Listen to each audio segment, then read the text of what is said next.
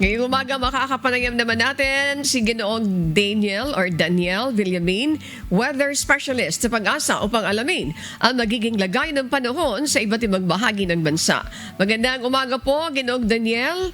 Ano po ang magiging lagay ng panahon ngayong araw? Yes po, good morning po sa inyo at sa ating mga taga-subaybay. Huling namatan itong low pressure area na ating minomonitor dito sa coastal waters o yung dagat baybayin ng Kalibo sa May Aklan.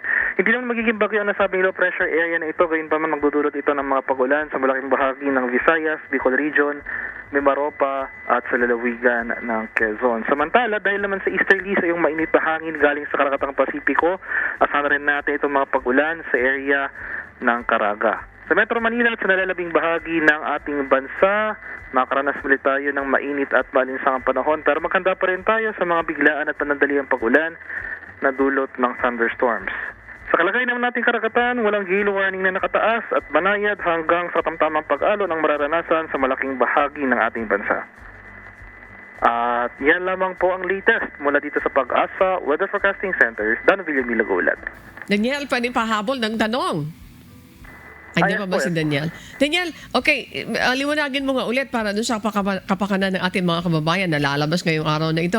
Ano yung magiging lagay ng panahon ngayong araw? Especially dito sa Metro Manila. Mainit ba? Magiging maulan? And of course, at this point ba, pwede ba natin masabi na few days before the election para malaman na natin yung weather? Mayroon ba tayong pagsama ng panahon doon sa mga panahon na yan na maboboto yung ating mga kababayan as early as this time?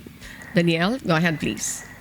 Yes po, at least for this day, ngayong umaga sa tanghali, tulad kahapon, mainit at malinsangang panahon ang ating mararanasan for Greater Metro Manila area. Pero tulad ng kahapon rin, may mga pag-ulan rin tayong mararanasan na dulot ng thunderstorms, may kalakasan, pero panandalian lamang starting late afternoon to evening. Sa tanong nyo naman po, sa araw ng eleksyon, sa ngayon, pero medyo matagal pa ito, pero base sa ating analysis, fair weather ang mararanasan sa malaking bahagi ng ating bansa. Ngayon pa man, mas dadalas na ngayong occurrence na ating thunderstorm. So, fair weather sa first half of the day, umaga to tanghali, pero maghanda tayo, magdala pa rin tayo ng payong dahil mataas rin chance ng thunderstorm activity late afternoon to evening. Maraming salamat, Ginoong Daniel Villamin, weather specialist po sa Pag-asa.